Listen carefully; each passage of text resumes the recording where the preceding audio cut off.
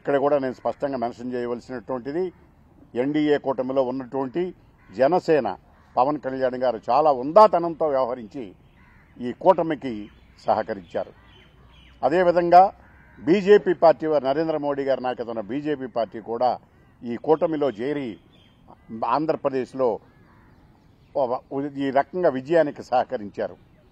ఏది ఏమైనప్పటికీ కూటమిలో ఉన్నటువంటి 3 పార్టీలు సమన్వయంతో పనిచేసి ఒక పార్టీ నుంచి మరొక పార్టీకి ఓట్లు బదిలీ చేసి అందరూ కూడా సంఘటితంగా నుంచుని 144 సీట్లలో పోటీ చేసినటువంటి తెలుగుదేశం 136, 137 సీట్లలో ఏకపక్షంగా గెలిచింది.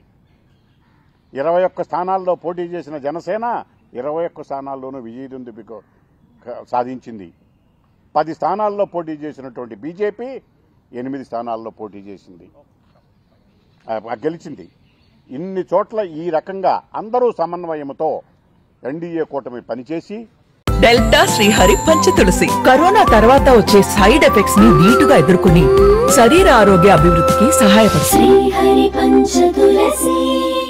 ప్రజలకి భరోసా ఇచ్చి ఎన్డీఏ ప్రభుత్వాన్ని అత్యధిక మెజారిటీతో మొత్తం భారతదేశ చరిత్రలోనే ఇలాంటిది మొదటిసారి సాధ్యమైంది. మా తెలుగుదేశం పార్టీకి కూడా మొదటిసారి అత్యంత విజయాన్ని చేకూర్చినటువంటిది. ఇలాంటి చరిత్రను తీసుకొచ్చినటువంటి మా నాయకుడు చంద్రబాబు నాయుడు గారికి నేను ప్రత్యేకంగా పాదాభివందనాలు తెలియజేస్తున్నాను. అంతేకాకుండా ఈ విజయానికి దోహదపడినటువంటి అనేక మంది మీడియా మిత్రులు, మీడియాలు, ప్రతి ప్రింట్ అండ్ ఎలక్ట్రానిక్ మీడియాలు వారు చేసినటువంటి కృషి వెలకట్టలేనిది. మీడియా వాళ్ళు, అనేక మీడియా వాళ్ళు, కొంతమంది మీడియా కక్షపూరితంగా వ్యవహరించినప్పటికీ కూడా నిలబడి అనేక ఒత్తిళ్లకు తలవొగ్గి ప్రెస్ల మీద దాడి చేసినా, కెమెరామెన్లను కొట్టినా, దూషించినా, అనేక రకాలుగా ఎన్ని ఇబ్బందులు పెట్టినా కూడా నిలబడినటువంటి మీడియా మిత్రులకు, ప్రింట్ అండ్ ఎలక్ట్రానిక్ మీడియా వారికి, అదే రకంగా సోషల్ మీడియా వారికి, సోషల్ మీడియాలో పోస్టు పెడితే కేసులు పెట్టి జైళ్లలో పెట్టిన వైనం, ఎదురు తిరిగితే కాదు ఎదురు మాట్లాడితే జైల్లో పెట్టిన కేసులు పెట్టి జైల్లో పెట్టిన వైనం ఆంధ్రప్రదేశ్లో పోలీసు రాజ్యం నడిచింది. ఆంధ్రప్రదేశ్లో వైఎస్ఆర్సీపీ రౌడీ రాజ్యం నడిచింది. ఎక్కడా కూడా వాక్ స్వాతంత్రం అనేది లేదు.